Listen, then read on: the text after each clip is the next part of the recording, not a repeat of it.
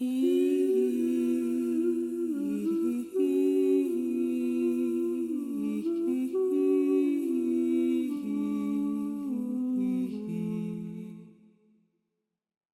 kind of experiences leave you feeling more resourced when you finish them than when you begin?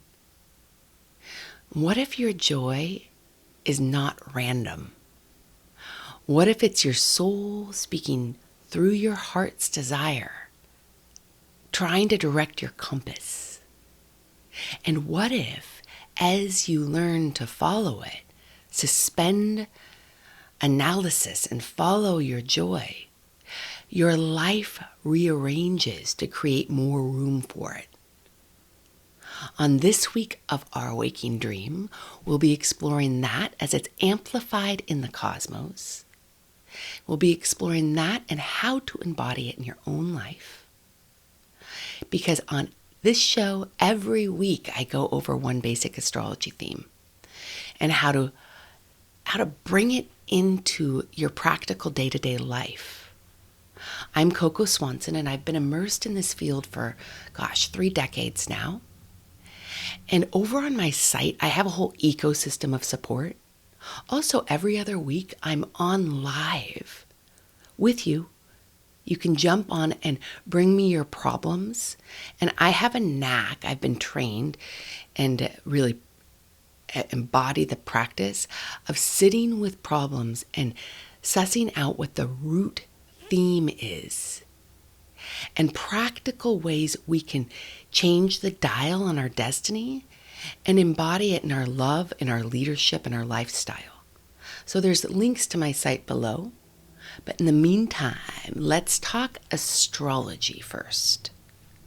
We have what's called a basket right now. Astrology is a living language of metaphor that when the planets make different aspects are geometrical configurations. They are strengthened.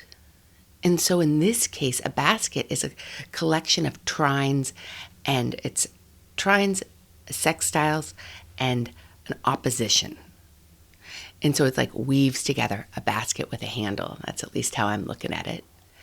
And it's between 4 different planets, and they're outer planets. I've been talking about them for a while, and all astrologers are right now, because it's a big zeitgeist shift. It means that the era is changing right now, and it's obvious. The world is in turmoil. Things are changing. Everyone I've talked to is experiencing some sort of turmoil in their own life. How about you? So Pluto is the planet that points to the deep underbelly of what's going on. It's a very powerful planet, but usually it has a lot of shadow we need to work through. It's a growth edge, but deep subconscious change. And it's in Aquarius. All the planets I'm talking about right now are at 4 degrees. And again, it's the math of this, the geometry is really important, and there's a precision to it. And I can't explain why this all works. If you can, let me know. But I can explain that it does. I've noticed that as astrology is ridiculously accurate and precise. So if we have Pluto at 4 degrees in Aquarius, and I'll talk about the other planets too, but let's go Pluto.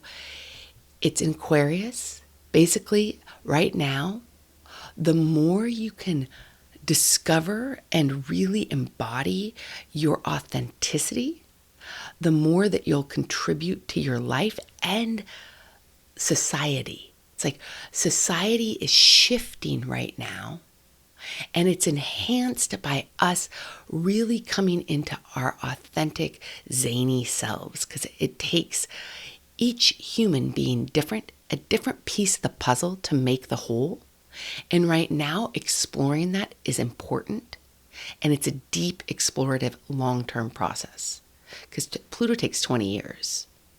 But when we bring Pluto in the mix with Neptune, and both Pluto and Neptune are retrograde, so we have Neptune retrograde in Aries. What does that mean? Let's see if I can simplify it. Neptune it's a very spiritual sign. It's how, it's dreaming. It's our waking dream. It's if what I focus on as a soul grows into form, its energy creates form. And it's an Aries, which means it's focusing on our self-development, it's again our authentic self, but it's very different than Aquarius, but it's the same emphasis on building your sense of self and how that's really important, and letting outdated versions of yourself that just aren't authentically you, letting them go is really supported, especially when Neptune is retrograde at the beginning of Aries, 4 degrees right now. Then we have Uranus at 4 degrees of Gemini. Uranus is a grand awakener.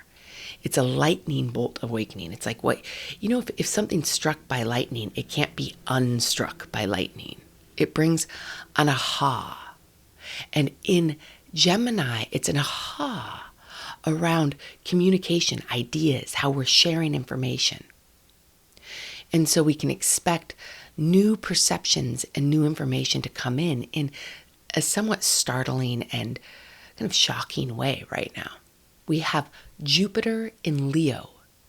Jupiter exaggerates anything it touches. So in Leo, which is already a pretty exaggerative sign, it's quite big. And Leo is about our heart. It's about living our heart's desire. It's about filling our cup and letting it overflow. That's the theme song at the end of this podcast. It's fill my cup and let it overflow. Let it overflow with love. It's appropriate with Jupiter and Leo that I sang that, because it has a lot of bravado. It's a go big or go home sign. But all of these planets are in geometrical configurations with each other. So let's just say that very much enhances them. Because if we have a trine, that's substantial. But if we have trines and sextiles and an opposition, which Jupiter is opposing Pluto right now, and that's big on its own, but all together, it's basically what astrologers have been talking about for this month of July. It's big. Let it be big. Let the exploration be big. Obviously, change is happening. And so how can we use the metaphor that's alive in the cosmos right now to shift the arrow on our destiny?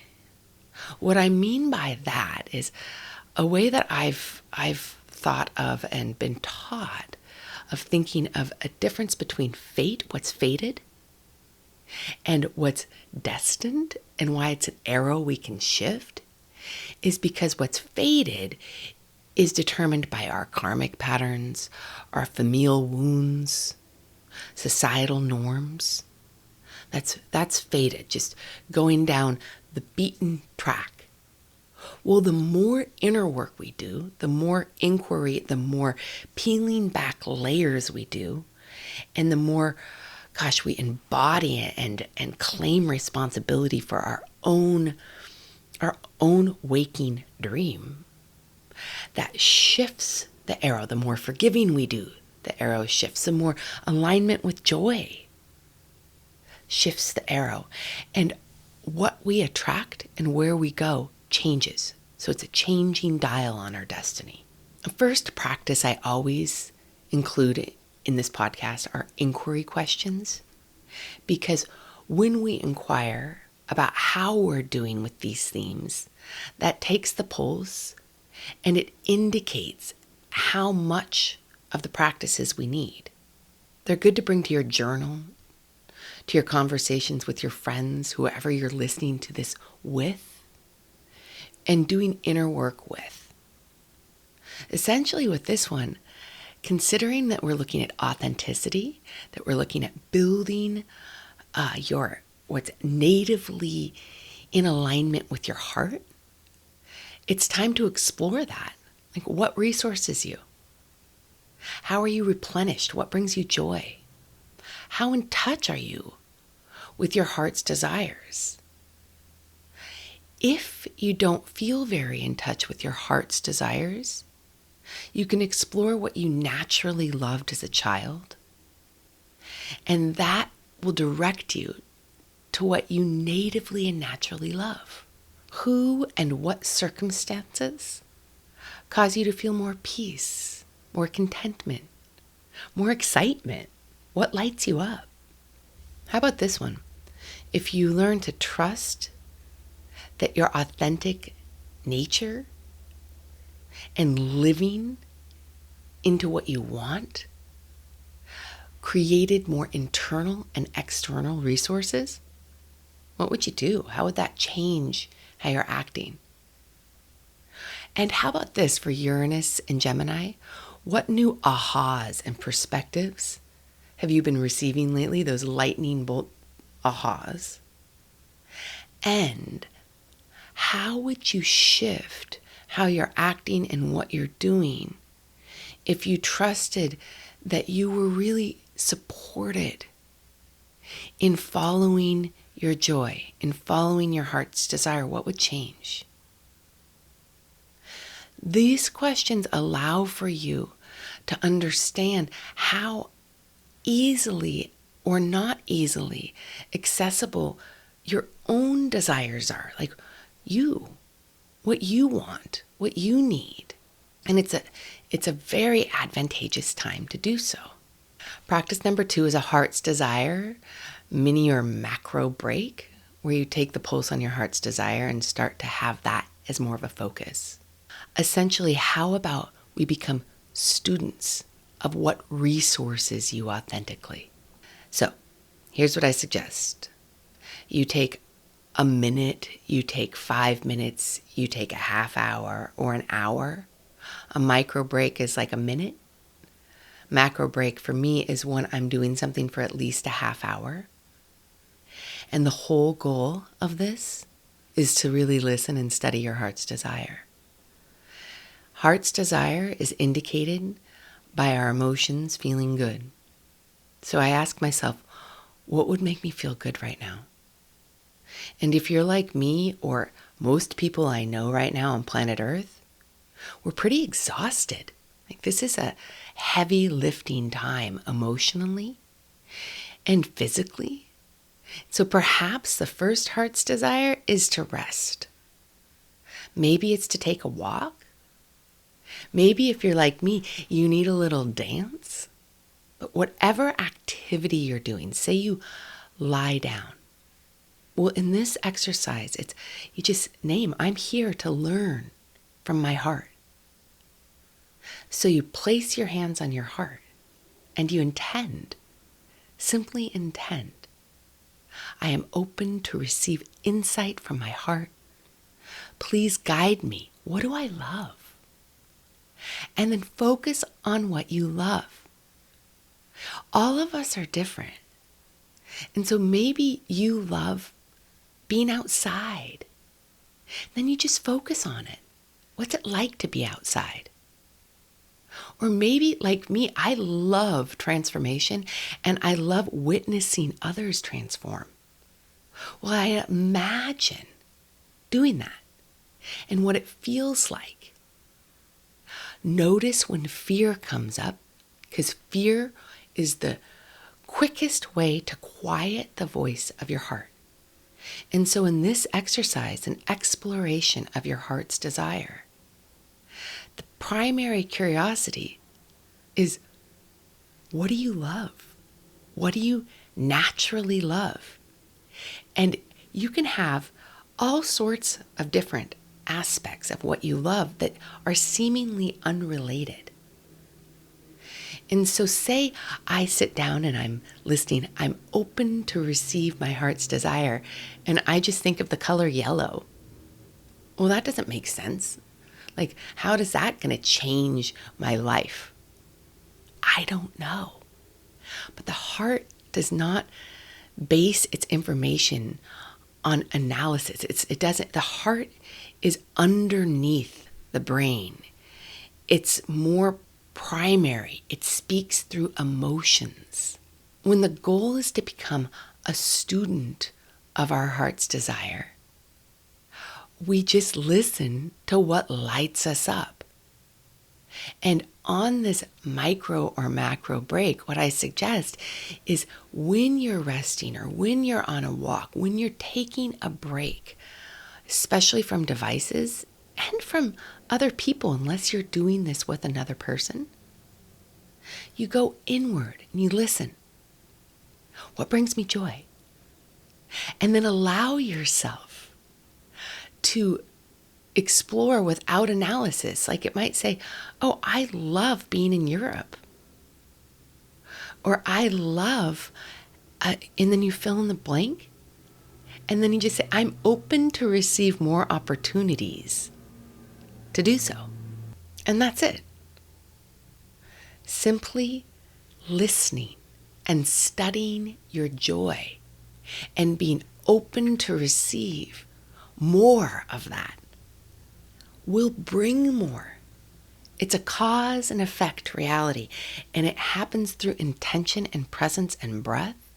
When we start to follow our heart, inevitably we will feel vulnerable, because an open heart is a vulnerable heart. Practice number 3 I suggest is creating safe containers to practice a courageous heart. What if every time you honored your heart's desire, you increased your capacity to receive more of your heart's desire and receive a life of your heart's desire?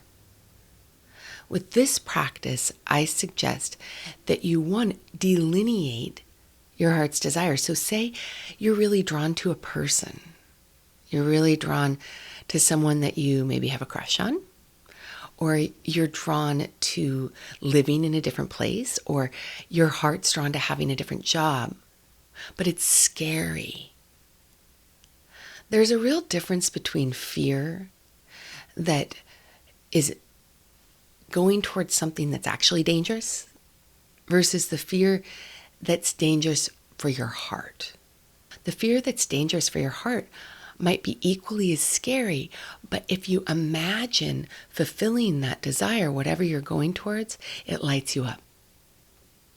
And I suggest little moments that we enact and move towards our heart's desire will increase our capacity at a nervous system level and at a life level to receive. So the practice is simple, but it's not for the faint of heart, because as we start to follow our heart's desire, it'll be tested. It doesn't always go as we want. In fact, we might fall flat on our face again and again and again and again and again. But as we do so, life seems to return more of our heart's desire to us. So the container, a safe container for our heart's desire, the practice of enacting it. Step 1 of creating safe containers to practice heart's courage is to bring awareness to your desires and to choose to enact them. Step 2, you create a cushion, knowing that if you're going to be courageous, if you're going to call the person, if you're going to, you fill in the blank, whatever it is that feels vulnerable for your heart,